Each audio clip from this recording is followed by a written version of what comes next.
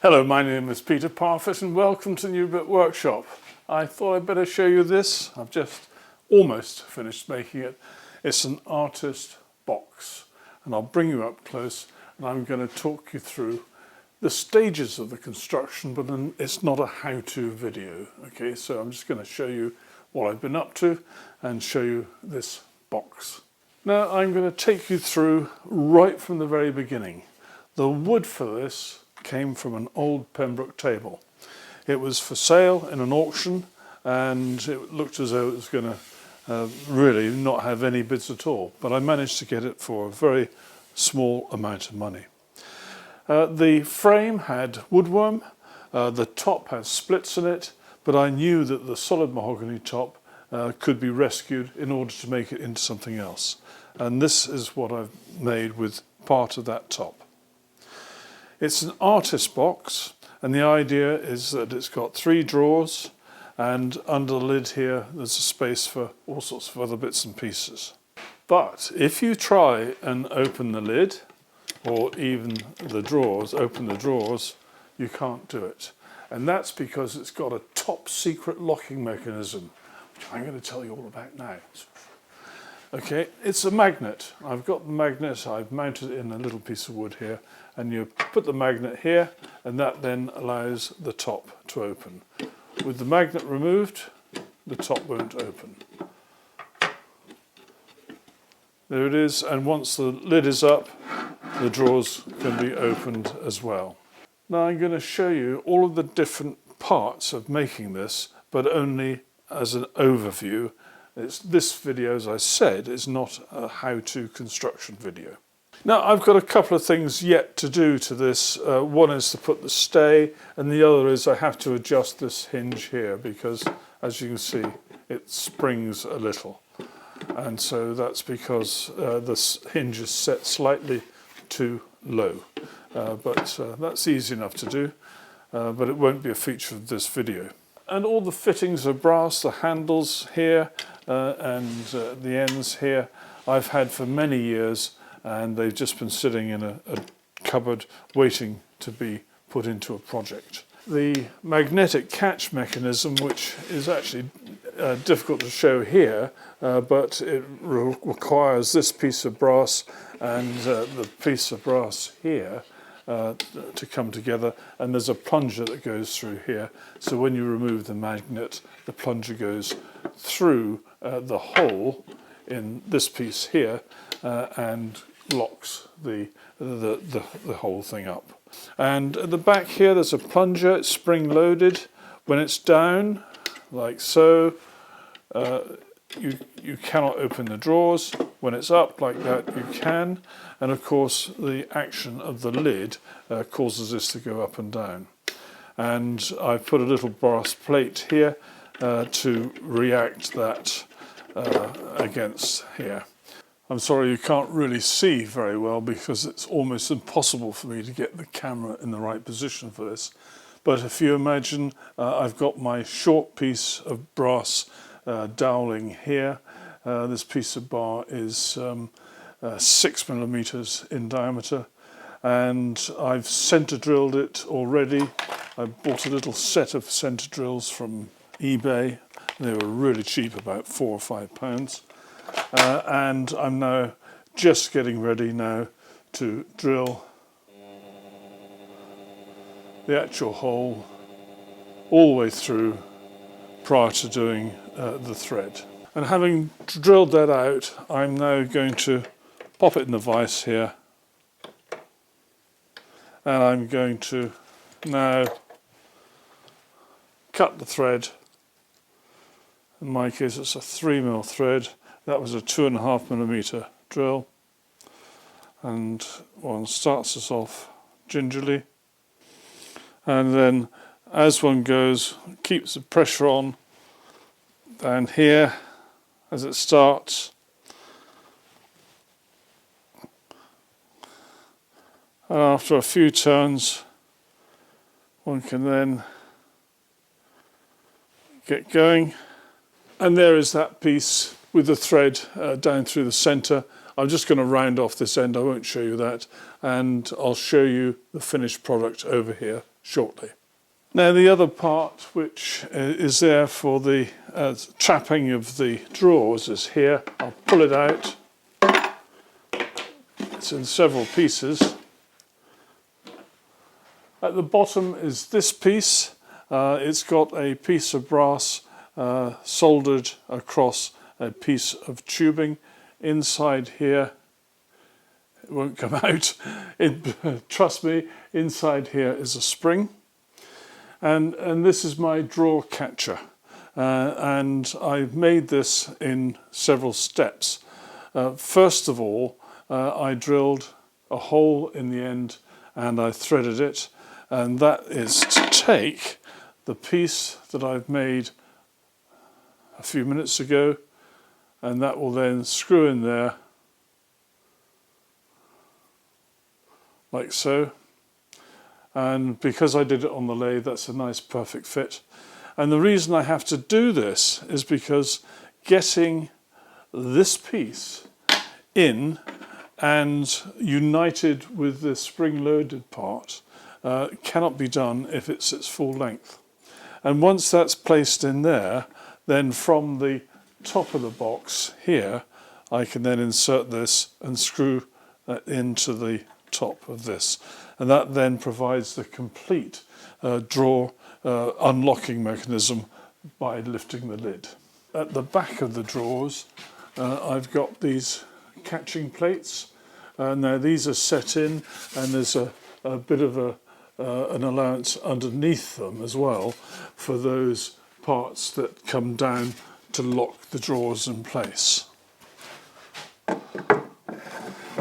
The hinges are brass, and the only other wood I've used around this top edge here, I've put an inlay of maple veneer, and on the outside of that I had a little bit of Paduke left over, which is a little bit of a red wood, and it's rather pretty, so I put that round there just as a finishing detail. And I've put some of the inlay down the front here to make it more interesting. I've got just a slight discrepancy here. I'll call it a feature where this doesn't quite line up. That's when I glued that bit on, it just moved very slightly. Oops, never mind. It's still a good box. And I'm not sure if you can see, but all these pieces came from the same piece of mahogany, and all I've done is rip them through to form the individual pieces. And that way the grain flows through all the front aspect of the box. Now, so I get these in the right order, because these four pieces are the same size, I've put a couple of lines there and then a sloping line there done with a pencil, so that I can then see where something should go. You can't get those two mixed up because of that sloping line, which helps you out. If you can imagine that these three pieces are the fronts of the drawers, the top two pieces in this piece will form the fixed part of the front. And ordinarily I would have had this as one piece, and it would have been cut through after the box was assembled so that the lid is in a separate entity. But I'm going to do it a slightly different way, and I'm going to not have these joined together, but the other pieces will be, and so I can have my brass fittings for these two pieces in place before I cut the box to form the lid and the bottom part. You'll see about that in a minute. But anyway, what I've now done is I've fitted a part of the mechanism here, and this is the part that receives the lid's little catch bit, and that will go in there, and then the magnetic gadget will work across here. So that will go in. I've just got to make this a little bit deeper to take this part. This is fixed to the lid, and this is the top of the lower part of the box. And I've cut this out of a piece of brass It was actually a right angle piece of brass, and I've cut it to size and cleaned it up. And ditto for this, I cut this out of a piece of right angle brass, and that will go all the way in and be fixed to the lid. And then that hole just there is where the end of the brass rod that's part of the magnet mechanism will come to fix the thing shut. I'm now writing the channel which will take the 8mm diameter bit of brass tubing, and I'm doing it in stages. I've got to get it the absolute perfect depth so that the centre of the tube, as you look at it along here, will go through the centre of the catch mechanism.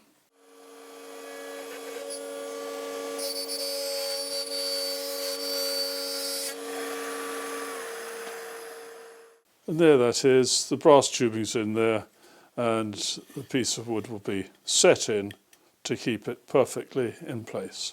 Now I need to make an accurate assessment of how wide the pieces for the sides and the back should be, because I'm about to cut them from a piece of mahogany I've just prepared. So what I've done is I've laid my front pieces out. Now if you remember, that's the very bottom, and then we've got 3 drawers, and then there's the very top part of the bottom part, if you see what I mean, and then there's the lid. And because I've got brass fittings already fitted for these pieces, I've got a piece of, just a distance piece of thin wood which represents my kerf line when I cut the sides and back from the completed box. So what I've done is I've now lined this up with a very slight gap between the drawers so that it's realistic, and then I've got this piece here so I can push my ruler against it, and that gives me a total width for the sides and the back of 206mm. So that's accurate enough, and obviously were I to do it without making those allowances, then it would be at least another millimetre less. So 206 is the width of sides and back. I'm about to cut those now.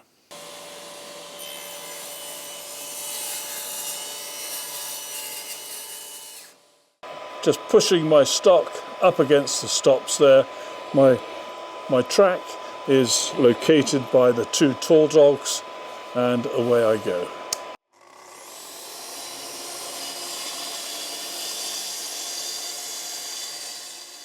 Now I want to have the grain running around the box. Now this is a plan view here, and I'll try and make it clear to you. That's the side, that's the back, and that's the side. That's all I'm cutting from this piece. So I want the grain to run around there. So what I'm going to do is I'm going to cut that side, I'll cut the back, and then I'll cut that side. Now because of this fence that I've got here, which is located using dogs that go into the table, so every time I remove this I don't need to re-jig it or anything, I just put it back in and it's set up. And with this stop here I can do repeat cuts, so I can cut the side, the back, and then the side, and they'll all be perfect. So I've got it set up for the first cut, which is a side, and it's pushed against there, pushed against the stop, all nice and done, and away I go. Now all I've got to do is set it up for the back, do my cut, and now I go back to doing the 256 again, keep that against the fence.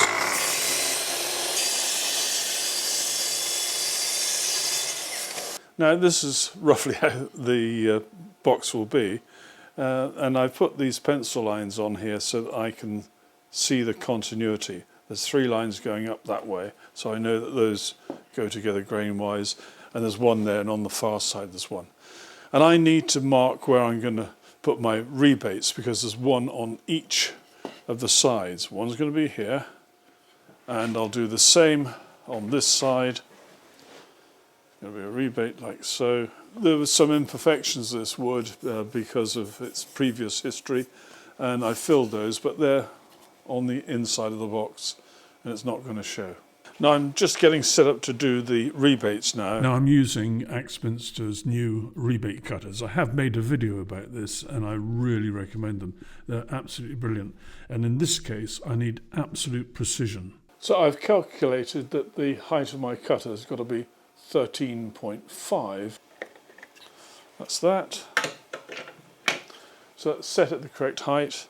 I'm now just going to set my fence using a straight-ish edge. It's not really a straight edge, it's a ruler, but close enough in this circumstance. And now away I go.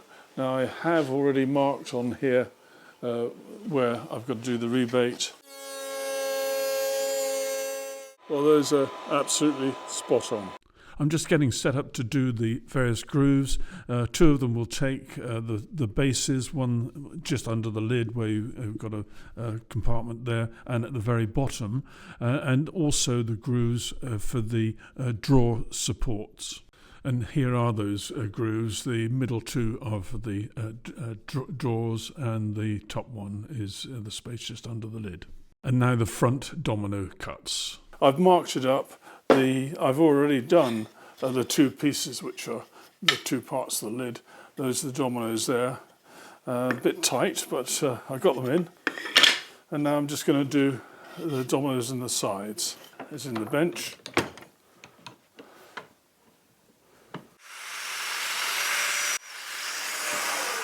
So this gives you an idea of where I've got to now. This is the very bottom piece. There's a channel here for the bottom of the box, and the channel goes all the way around. There's a channel all the way around here and also into the bottom of this piece, which goes there for the bottom of the part inside the lid. And then this is the part at the very top that goes just there. And at the back you can see that channel going up and down for the drawer locking mechanism. Now ordinarily when you make a box like this, you'd do all four sides, however it might be, and then cut it through. Now because I've got some brass bits going in here which I've had to do the fitting prior to assembly, I cannot afford to risk cutting it through afterwards. And so what I've done is I've got a distance piece which approximates to the thickness of the saw, and that will go in between these two like so.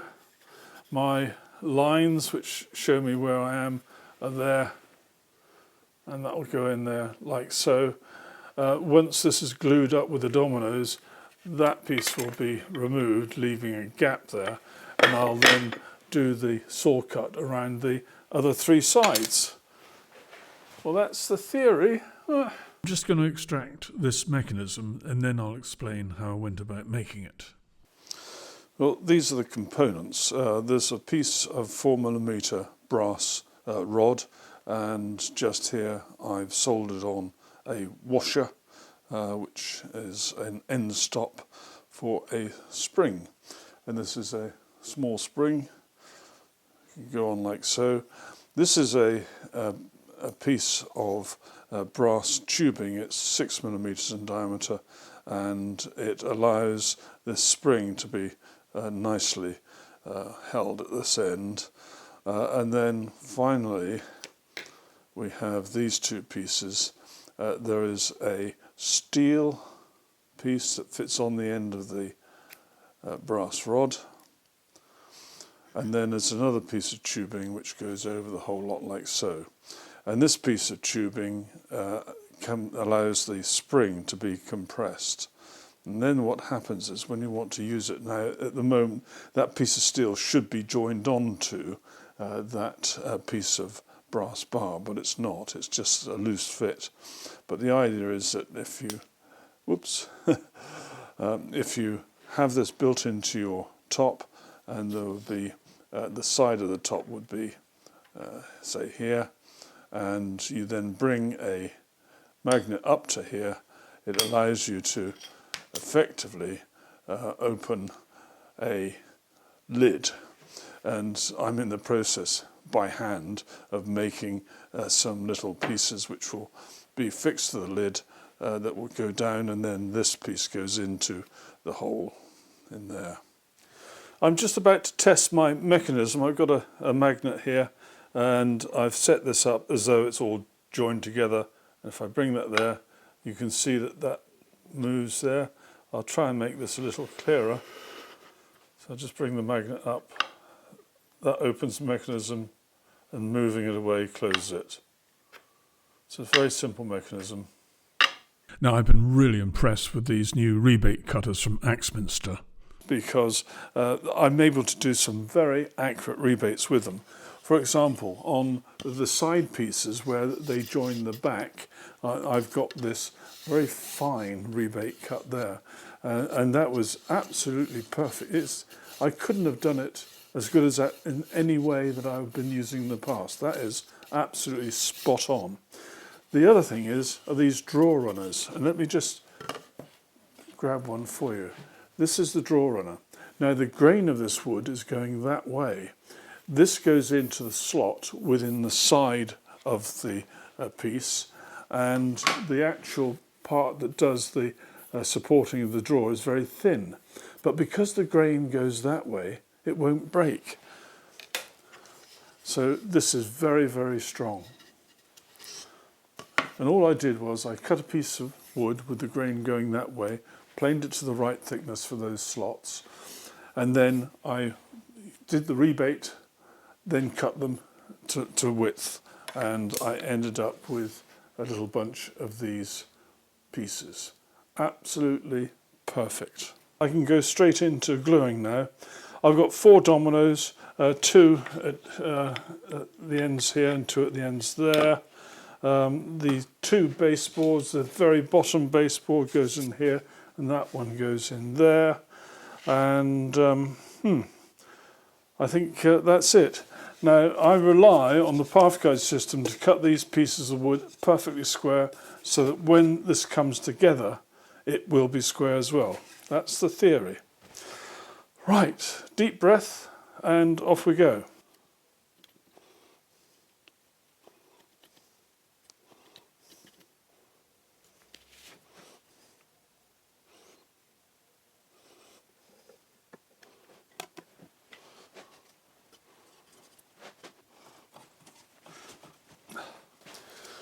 Well, I must confess, that was a little more complicated than I thought.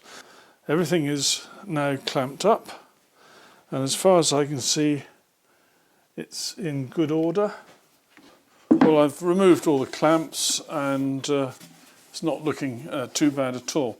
I'm now getting ready for the cut, and I put it through the saw and effectively cut the top away from the base. But before I do that, there will be a lid on here which will help keep the shape precisely the same as the shape below. Now, when I come to do the top, I'm going to inlay the piece of wood which I've got on the bench in front of me. You can't quite see it. In there by a depth of about 5mm, and it won't go all the way to the edge. It'll be about 10mm from the inner edge, 5mm from the outer edge. And that piece of wood will be glued and screwed in place with no allowance for movement. I'm just taking the risk that the wood I'm using is really well seasoned. Then once that's done, I can then cut the lid away from the box, and I can then finish the lid by putting a decorative bit all the way around. I'm removing this last one, which was an 8, and I'm going to go for the 10. Just check. Yep, 10mm one there.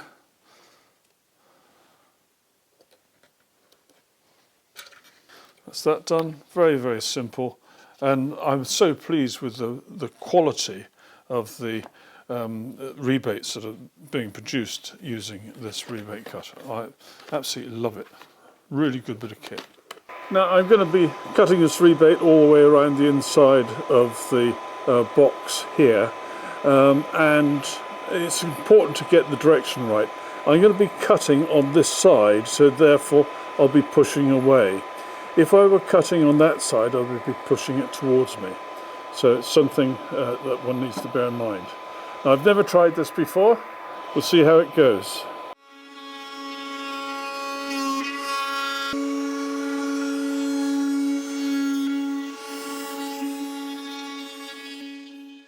Well, it's pretty good. Obviously the corners are not square. You wouldn't expect that. That's absolutely brilliant. And I knew this would be dusty. That's hence the mask. Now I'm going to put a bit of veneer all the way around the top, and then when my finished piece goes on the outside, it will butt up to it. So we'll have this little bit of veneer in between, which I think will look quite good. Anyway, I've started by cutting a very shallow rebate here for the veneer. Now this first one, because of these bits that stick out, I had to do it with the top away, and I did that with a 9mm rebate setting. And this time for these, in order to match that, I'm using a 15mm disc, and that's in the routed table now. This top is screwed on, as you can see, and there's a bit of glue underneath there. I'm not worried about the risk of this splitting. I don't think it will.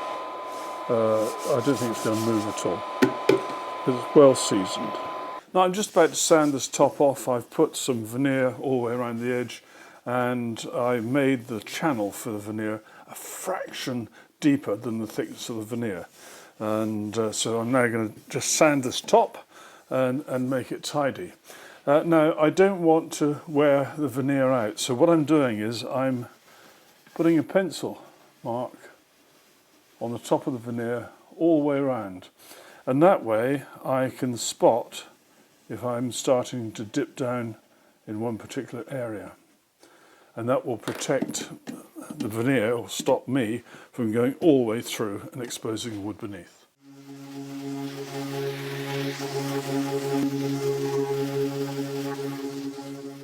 Now this is the bit that I hate the most. I've got to cut the box lid off, and if you remember, I've got this channel here because of the brasswork which I've had to fit prior to assembly. I couldn't then risk sawing through the wrong place. So I've set this up. I'm hoping that this is in the right place. Yep, it is. Right.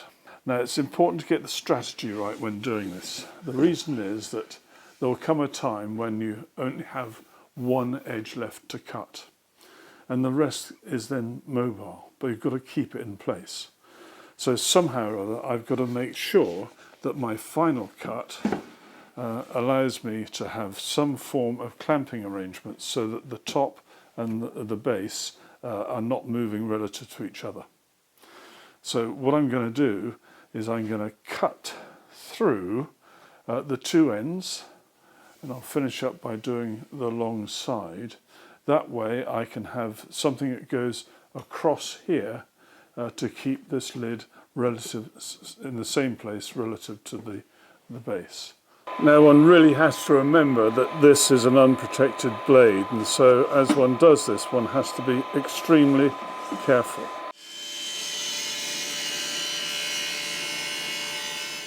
Now I've used as my spacer some thin bits of veneer and a bit of lollipop stick held in place with a clamp, so that's going to keep this corner relatively stable, and then we've got the back which hasn't been cut, which should be fine.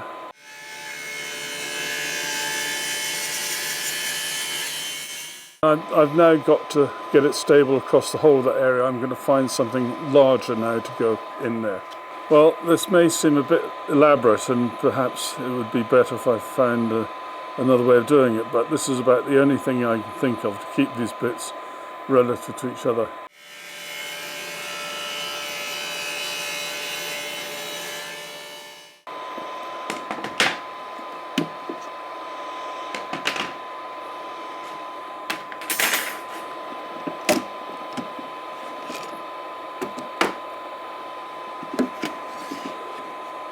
Now I've just got a tiny bit of cleaning up to do, and I'm going to get my plane set on a very fine setting.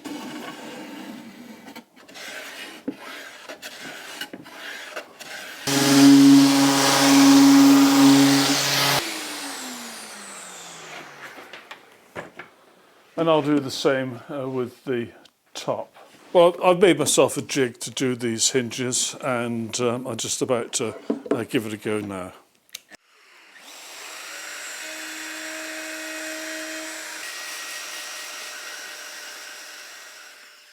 And of course, with any sort of router jig for doing this sort of thing, you just have to tidy up the corner. And I'm just making a minor adjustment to this part here. That should do it.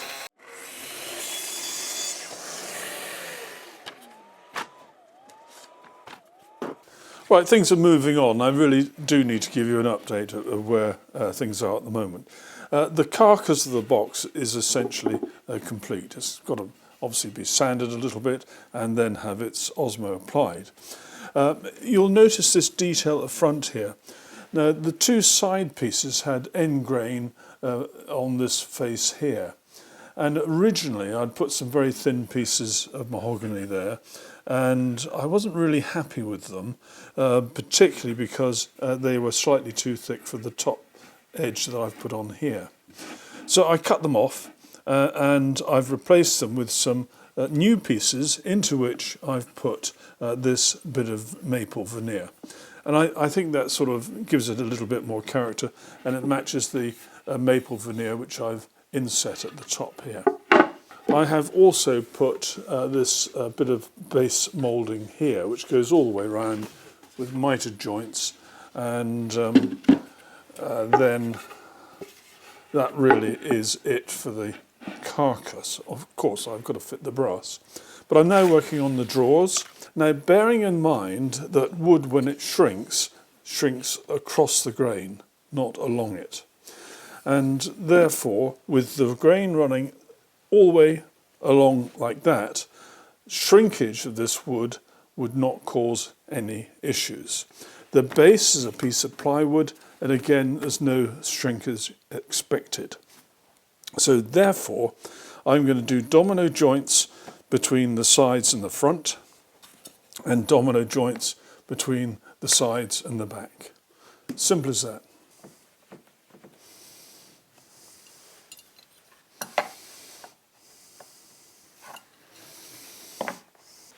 Now, I'm not sure if these showed up in previous shots, but I very carefully marked where the little drawer handles should go, and I've just lightly screwed a little screw in each of those holes which I've pre-drilled. And also, I've written just underneath here, underneath the drawer, whether it's the top, middle or bottom, because they have all been very, very slightly adjusted to provide a near, not quite, but near perfect fit, as perfect as I can manage. Now for my final sand, I'm going to use this Abranet hand sander, which has got a vacuum tube coming from it, and that goes to my CT26, which is over there. And the abrasive is sort of velcroed on, like so that's on there now. I got this incidentally from the woodworker's workshop a very long time ago.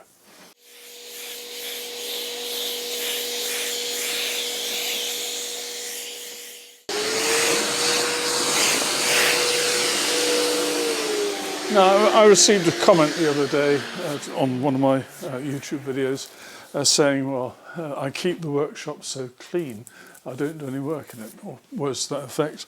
The answer is, I do a lot of work, but there are two principal reasons why I keep it clean. First of all, you're here as my invited guest, and if anyone comes to our house, the house is cleaned up a bit, and all the washing up is put away, and it's all nice and tidy for our visitors. I treat you in the same way in my workshop.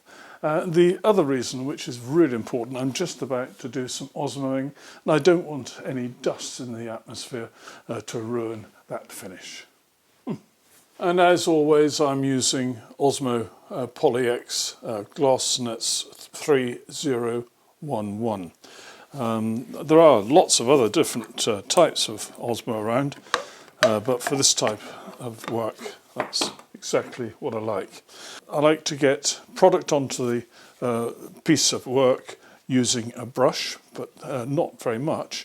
Then I use a white non-abrasive scourer, and I finish off with some lint-free cloth, just so I leave a very, very thin layer. And that's really important. A thin layer, really important. And that way you can build up, just like French polish, you can build up lots of thin layers to produce an absolutely magnificent finish. Now using the non-abrasive scourer like this has one major advantage. It really does rub the oil into the surface, and it actually leaves the surface sealed more effectively than just brushing on. And that means using this process of lots of thin layers, you're going to get a really nice even build-up. Now you shouldn't expect it to look shiny at this stage, because this is the foundation of a really lovely finish. So that's all of those bits done with that first coat, very thinly rubbed on and then rubbed off. And I'm going to leave that to dry overnight. I'll be able to put the second coat on tomorrow, and that will dry very quickly. The first coat always takes just a dash longer than you might expect, but then after that the other coats go on really quickly.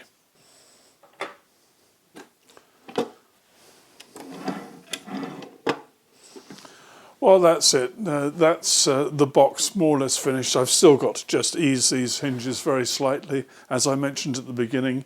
I'm sorry it's been such a long video, but I did want to take you through all of the key stages. Anyway, that's nearly ready to be given as a present to someone very special. Many thanks for watching. Take care. Bye-bye.